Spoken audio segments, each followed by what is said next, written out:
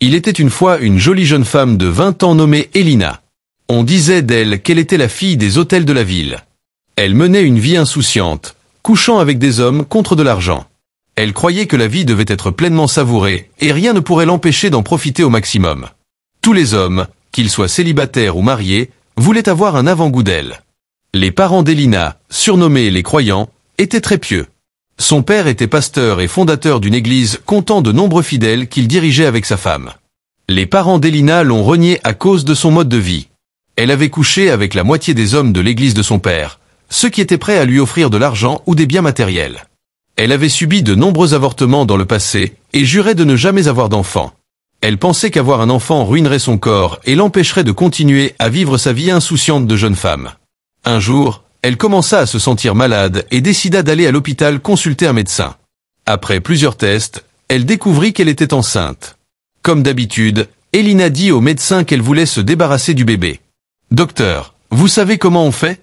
Sortons rapidement ce bébé. » Le médecin répondit à Elina. « Te souviens-tu de ce que je t'ai dit la dernière fois que tu as eu un avortement ? » « Oui, docteur, mais je ne peux pas me permettre d'être mère pour le moment, » répondit Elina. Le médecin poursuivit en lui expliquant. « La dernière fois, tu as eu une complication suite à ton avortement et je t'ai dit que ce devait être la dernière fois que tu essaies cela. Si tu fais un autre avortement, tu risques de perdre la vie ou ton utérus. Veux-tu mourir ?» Furieuse, Elina cria sur le médecin l'accusant d'incompétence. Elle se rendit dans une autre clinique pour avorter, mais après une série de tests, elle fut de nouveau déconseillée de le faire, car elle risquait de perdre sa vie ou son utérus. Déprimée et en colère, Elina finit par accepter qu'elle allait bientôt avoir un bébé, sans même savoir qui était le père. Après de longues réflexions, elle décida de déménager dans une autre ville, loin de son lieu de résidence actuel. 9 mois plus tard, elle donna naissance à un beau garçon, mais au lieu de se réjouir, elle regardait le bébé avec dégoût, le blâmant pour avoir rendu ses 9 derniers mois misérables et presque insupportables. Rapidement, elle élabora un plan pour abandonner l'enfant dans un bidonville et retourner en ville, où elle pourrait reprendre sa vie insouciante. Un soir, après avoir pris sa décision, Elina prit le bébé et se rendit dans le bidonville. Sans aucune hésitation ni remords, elle déposa le bébé par terre, ignorant ses pleurs, et tourna les talons sans jamais regarder en arrière. Elle ne se souciait même pas de savoir si le bébé allait survivre la nuit ou non. Le lendemain matin, Elina fit ses bagages et retourna dans la ville où elle vivait auparavant. Elle mentit à tout le monde, disant qu'elle avait voyagé à l'étranger et qu'elle était de retour pour de bon. Pendant qu'elle mentait sur sa disparition soudaine, le bébé qu'elle avait laissé dans le bidonville pleurait fort. Les pleurs du bébé attirèrent l'attention des passants dans la zone. Ils étaient tous confus et effrayés, n'osant pas s'approcher du bébé. À qui est ce bébé ? Comment quelqu'un pourrait abandonner son enfant ici ? Quel monde cruel, murmuraient-ils entre eux. Un homme nommé Tony ne pouvait supporter les pleurs du bébé. Il se précipita, prit le bébé et le serra doucement dans ses bras avant de le ramener chez lui. À son arrivée à la maison, la femme de Tony, Esha, fut stupéfaite. « D'où vient ce bébé ?» demanda-t-elle avec curiosité. Tony expliqua. « Ma femme, j'ai vu ce petit garçon dans le bidonville alors que je marchais. Je ne pouvais pas le laisser là-bas. Je suis sûr que quelqu'un l'a abandonné. » Toujours sous le choc, Esha exprima ses inquiétudes. « Et tu es sûr que personne ne cherche ce bébé ? Je ne veux pas d'ennui. » Elle prit le bébé, le lava et s'assura de bien s'occuper de lui. Tony et Esha étaient mariés depuis 10 ans sans avoir d'enfant.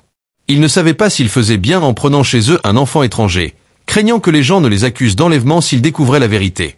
Après mûre réflexion, ils décidèrent de garder le bébé, espérant qu'en prenant soin de lui, il leur apporterait chance et bénédiction, et qu'un jour ils auraient peut-être leur propre enfant. Ils le nommèrent Adam. La nouvelle de ce mystérieux bébé se répandit dans toute la ville. Les gens observaient de près Tony et Esha pour voir comment ils traitaient le garçon. Au fil du temps, Adam devint un garçon intelligent et aimant. Il était gentil, respectueux et reconnaissant de l'amour que Tony et Esha lui offraient. Malgré leur, il était bien pris en charge, le traitant comme leur propre fils biologique. Cependant, Adam n'était pas entièrement heureux. Il se sentait souvent triste et isolé, luttant contre la stigmatisation liée à ses origines. Un soir, alors qu'ils étaient assis dans le salon, Tony remarqua le changement chez Adam et lui demanda « Avant de continuer, s'il te plaît, Leke, abonne-toi. »« Mon garçon, qu'est-ce qui ne va pas ? Je remarque que tu n'es plus aussi joyeux et joueur qu'avant. Tu souris à peine ces jours-ci. Est-ce que ta mère t'a grondé ? » Adam répondit « Je suis triste, papa. Partout où je vais, il m'appelle le bébé du bidonville. Ils ont même une chanson qu'ils chantent toujours pour se moquer de moi. Ils disent que c'était le démon du bidonville qui m'avait donné naissance. Tony le coupa rapidement en disant « Ne dis plus jamais ça. Tu es mon enfant, mon fils unique. Ne laisse personne te dire le contraire. Oublie tous les surnoms qu'on te donne dehors, ce n'est pas toi. Tu es mon fils et je t'aime énormément. » Tony le rassura qu'il n'était pas ce que la communauté disait de lui. Malgré les paroles rassurantes de Tony, Adam continua à subir des moqueries et de l'intimidation à l'école. C'est ses origines. Bébé du bidonville, le fils unique du démon sale. Leurs mots blessaient profondément Adam, qui pleurait et parfois s'enfuyait de la classe pour se cacher quelque part. Pendant qu'Adam luttait contre les brimades constantes, Elina poursuivait son mode de vie insouciant. Elle se souciait du sort de l'enfant qu'elle avait abandonné, continuant à rechercher la richesse et le plaisir sans jamais considérer les conséquences de ses actions. Un jour, alors qu'Elina vaquait à ses affaires quotidiennes, elle rencontra un politicien très riche et influent nommé le sénateur Raymond. Il était un homme très respecté, que toutes les femmes souhaitaient avoir comme chouchou. Bien que le sénateur Raymond ait 5 épouses, cela ne l'empêchait pas de courir après chaque femme qui attirait son regard.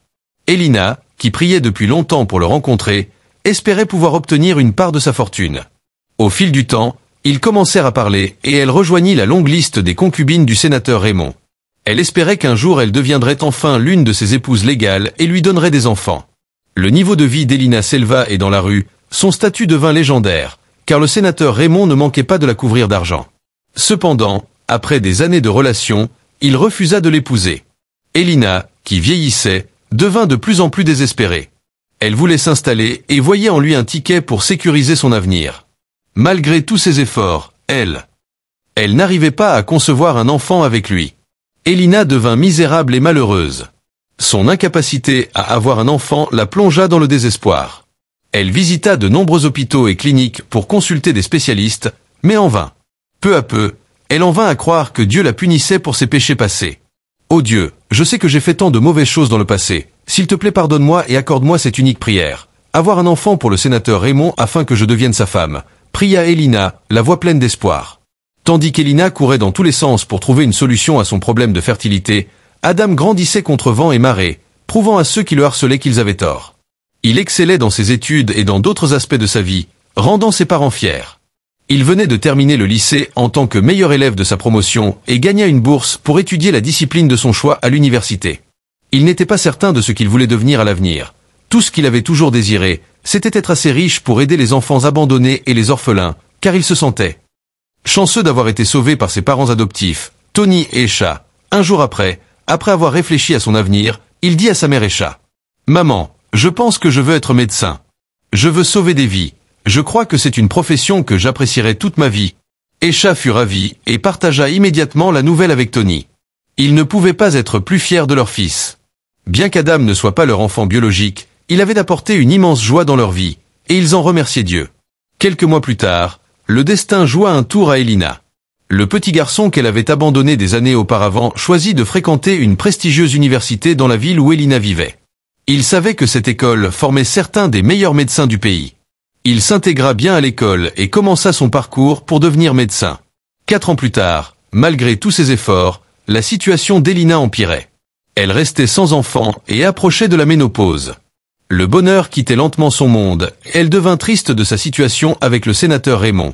Elle se disait : « Je ne peux pas rester la maîtresse de cet homme pour toujours. Il trouvera une autre femme et m'oubliera. Je dois tout faire pour qu'il m'épouse.